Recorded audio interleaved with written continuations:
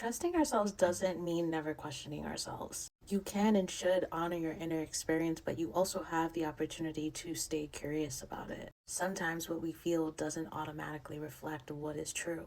And we know that emotions can often give us a clue or some insight into what is happening inside our nervous system, but we sometimes forget they're not always complete narrators of reality. Sometimes our emotions are responding to memory, sometimes they're responding to past conditioning, past experiences, past harm, not necessarily the present moment.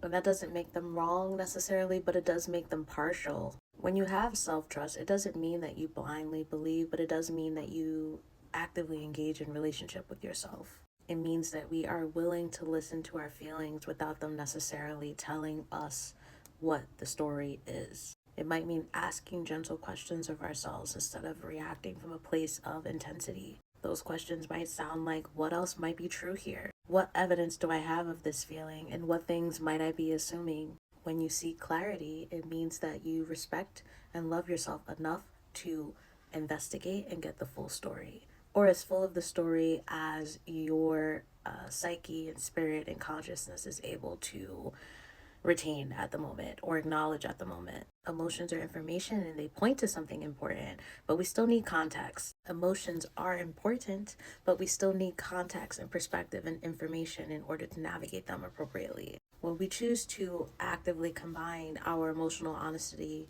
with reality checking, we'll often find that we are able to approach things from a more grounded space, from a place of being less reactive, from a place of being more discerning, allowing for more nuance. And instead of abandoning our feelings, we can be more in collaboration with them.